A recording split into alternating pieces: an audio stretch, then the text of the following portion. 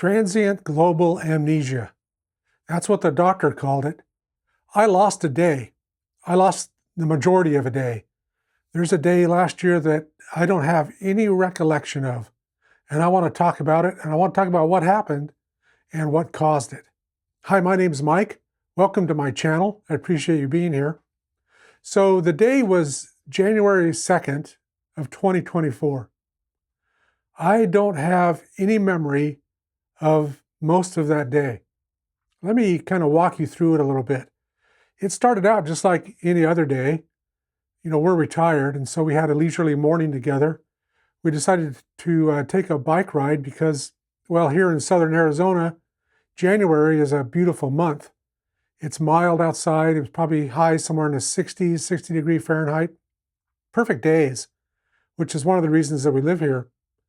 But we started out this day normally, and then we took a bike ride probably mid-morning. We weren't gone very long, maybe 30 to 40 minutes. And on the way home, we were just about home. We were coming up our street. I remember waving to a neighbor and saying something to him. I don't remember what it was, but I remember saying something to him. And then my next memory is we're standing in the garage putting the bikes away. It was weird. And I started to feel, it's hard to explain. I don't know if it was a feeling flush or what it was, but I just started to feel like I wasn't all there. Turns out I wasn't. But when we were in the garage, I asked my wife, I said, do I look okay? Because I was just starting, like I said, I was just starting to feel a little bit strange, a little bit weird. And she looked at me and she said, yeah, you look fine. You look like you always do. And then she said, let's go inside and I'll make us some lunch. So we went inside, and the thing that I remember about being inside initially is I was pacing the floor. I don't know why I was pacing the floor, but I was pacing the floor. And then the next thing I remember is I'm sitting in an easy chair in the living room, and my wife's standing next to me, and she says, okay, I'm calling 911. In between that, it's a gap. I don't know what was going on. And then I don't remember anything from that point on until later that night. The paramedics came. My wife took pictures of the paramedics working on me while I'm sitting in that chair. I don't remember that. Still today, I have no recollection of that.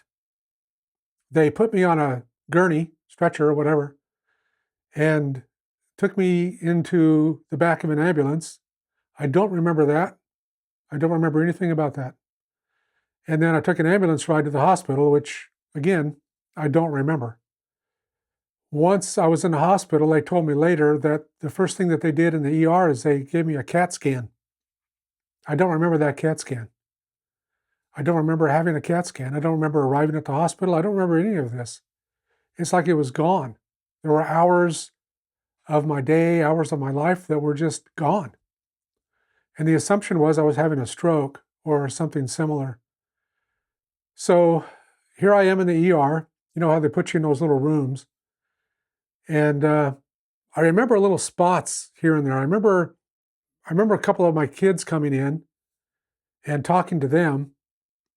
And it turns out that I guess I was repeating myself a lot, asking the same questions, because I didn't know how I got there. All of a sudden I was there. I was just in this hospital room, and I was asking, what's happening? Why am I here? What's going on? And of course, the answer I got from my wife and kids was, well, the doctors are looking at this and they're trying to figure out what's going on, what happened. But I didn't remember the trip there. Still don't remember the trip there. I didn't remember and don't remember the CAT scan.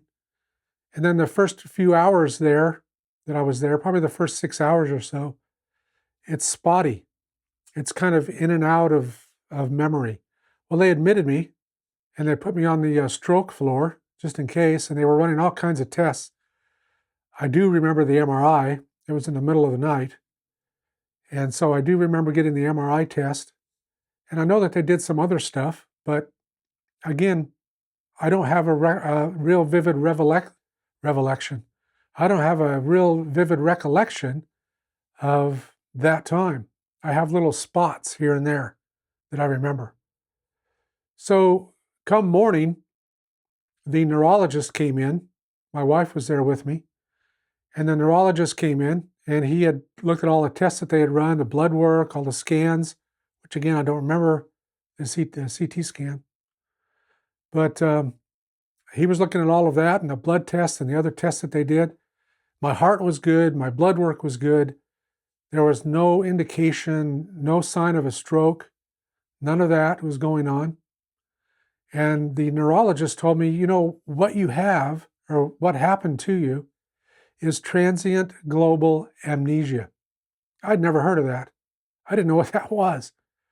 But his explanation was the cause isn't really known, but it happens to people 60 and over, pretty much, from time to time. I don't think it's a real common thing, but he said he has seen a lot of patients with it who have transient global amnesia. And by this time, you know, I was pretty cognizant. I was aware of what was happening. And of course, it was the morning now. I'd gone through the entire night kind of flaked out. Brain cloud, I guess, if you want to call it something. But he came in and he explained this as transient global amnesia. And he said, the good thing he said is it usually only happens once. And it happens to people, you know, over 60. So I don't know if it's happened to you or not, but it happened to me. And the fact that it only happens once is a good thing, I guess. I guess I got it out of the way. I don't have to worry about that again. But it was a weird time. It was a weird experience. It's bizarre when your family's showing you pictures of things that you're in and you don't remember them. You don't remember being in that picture. You don't remember that event happening. So I lost probably, I don't know, 12 to 14 hours of my life. I lost it. I don't have any memory of it. I'm thankful that I wasn't driving. We were riding bikes, like I said earlier, when I started to feel weird. I'm just glad I wasn't behind the wheel.